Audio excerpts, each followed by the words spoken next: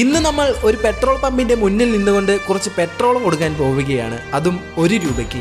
1 രൂപയ്ക്ക് കാറും 1 രൂപയ്ക്ക് ബൈക്കും ഒക്കെ ഇന്ന് നമ്മൾ പലയിടത്തും കേട്ടുവരുന്ന ഒരു കാര്യം തന്നെയാണ്. എന്നാൽ ഇതൊക്കെ കൊടുക്കാൻ എത്ര സമയവും എത്ര വർഷവും വേണ്ടി വരുമെന്ന് അവർക്ക് പോലും അറിയില്ല. എന്നാൽ ഇന്ന് നമ്മൾ കൊടുക്കാൻ പോവുകയാണ് നമ്മളെ കൊണ്ട് പറ്റുന്ന പോലെ ചെറിയൊരു സഹായം. 1 രൂപയ്ക്ക് പെട്രോൾ. അങ്ങനെ അടുത്തുള്ള ഒരു പെട്രോൾ പമ്പിൽ പോയി 10 കുപ്പിയിലായി 10 ലിറ്റർ പെട്രോൾ ഞാനങ്ങ് വാങ്ങിച്ചു. അപ്പോൾ മച്ചന്മാരെ, നമ്മൾ ഇന്ന് 1 രൂപയ്ക്ക് കുറച്ച് പെട്രോൾ വിൽക്കാൻ പോവുകയാണ്. ഒരു ക്രേസി ചലഞ്ചായിട്ടാണ് ഞാനിന്ന് വന്നേക്കുന്നത്. ഞാനിപ്പോൾ നിൽക്കുന്നത് പെട്രോൾ പമ്പിൻ്റെ മുന്നിലാണ്.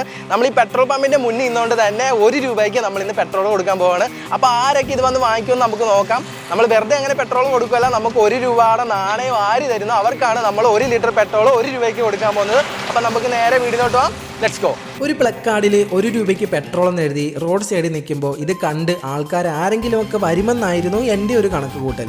പക്ഷേ ഇത്രയും കുപ്പി പെട്രോൾ ഈ റോഡ് സൈഡിൽ ഇങ്ങനെ നിരത്തി വെച്ചിട്ടും ഞാനിങ്ങനെ നിന്നിട്ട് പോലും ആദ്യമൊന്നും ആരും വന്നില്ലായിരുന്നു. കുറച്ച് കഴിഞ്ഞപ്പോൾ എന്നോടൊരു ചേച്ചി വന്ന് ഇതൊക്കെ എന്താ സംഭവം എന്ന് ചോദിച്ചു. 1 രൂപയുടെ നാണയം ആര് തരുന്നു അവർക്ക് നമുക്ക് 1 ലിറ്റർ പെട്രോൾ കൊടുക്കും.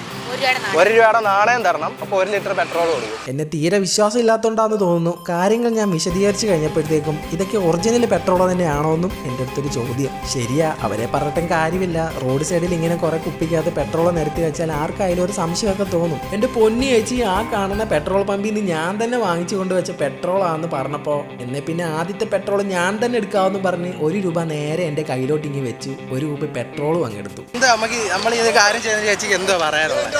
ഇതിങ്ങനെ ചെയ്യുന്നത് നല്ലൊരു കാര്യം. നമ്മൾ ആദ്യമായിട്ട് സംഭവം ഉണ്ടാകുന്ന ഒരു രൂപയ്ക്ക് ഒരു ഇത് കൊടുക്കുന്നത് ചേച്ചി, നമുക്ക് ഒരു ചെറിയ യൂട്യൂബ് ചാനലുണ്ട്, റോഡ് വ്ളോഗ്സ്. അപ്പോൾ അതിന്റെ പേര് നമ്മളിങ്ങനെ ചെയ്യുന്ന ഒരു വീഡിയോ. ഞാൻ ചേച്ചിക്ക് ഒരുപാട് താങ്ക്സ് ഉണ്ട്. ശരി. കുറച്ച് കഴിഞ്ഞ് ഒരു പോലീസ് വണ്ടി അതിലേക്കൂടെ പോയപ്പോൾ എന്നെ വിളിച്ച് കാര്യങ്ങൾ ചോദിച്ചു. ഞാനപ്പോൾ അവരോട് കാര്യങ്ങൾ പറഞ്ഞു. പ്രത്യേകിച്ച് കുഴപ്പമൊന്നുമില്ല, ഇതൊക്കെ ഒരു നല്ല കാര്യങ്ങളല്ലേ എന്നും അവരെൻ്റെ അടുത്ത് മറുപടി പറഞ്ഞു. എന്ത് തന്നെ ആയാലും ഞാൻ അവരോട് സംസാരിച്ച് തിരിച്ചൊന്ന് നോക്കിയപ്പോൾ കാര്യങ്ങൾ എൻ്റെ കൈവിട്ട് പോകാൻ തുടങ്ങി.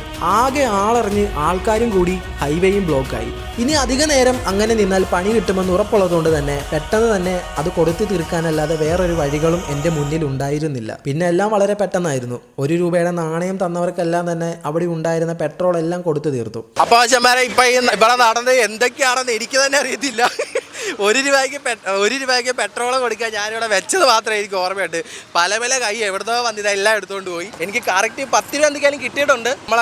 നമ്മൾ 1 രൂപയ്ക്ക് പെട്രോൾ കൊടുത്ത നമ്മുടെ വീഡിയോ 100% സക്സസ് ആയിട്ടിരിക്കുകയാണ്. അപ്പോൾ അത് നമ്മൾ പെട്രോൾ പമ്പിൻ്റെ മുന്നിൽ നിന്നിട്ടാണ് ഇത് കൊടുത്തത്. അത് വലിയൊരു ടാസ്ക് തന്നെയാണ്. ഇതിൻ്റെ ഇടയ്ക്ക് പോലീസുകാരൊക്കെ വന്ന് ചോദിച്ചായിരുന്നു. എനിക്ക് വീഡിയോ കാണിക്കാൻ പറ്റില്ല. പോലീസുകാർ ഇടയ്ക്ക് വന്ന് എന്തുവാ സംഭവം എന്ന് ചോദിച്ചായിരുന്നു. അപ്പോൾ ഞാൻ കാര്യം പറഞ്ഞപ്പോൾ അവരൊക്കെ ചെയ്തോളാൻ പറഞ്ഞു, ഒരു കുഴപ്പമില്ലെന്ന് പറഞ്ഞിട്ട്. അപ്പോൾ നമ്മുടെ ഇന്നത്തെ വീഡിയോ സക്സസ് ആയിട്ടിരിക്കുകയാണ്. എന്നാൽ ഇനിയും കിട്ടാൻ അവിടെ ഒരുപാട് ആൾക്കാരുണ്ടായിരുന്നു. പക്ഷെ കൊടുക്കാൻ പെട്രോൾ ഒന്നും എൻ്റെ കയ്യിൽ ഉണ്ടായിരുന്നില്ല. അതുകൊണ്ട് തന്നെ അവരെ എല്ലാം എനിക്ക് നിരാശപ്പെടുത്തേണ്ടി വന്നു.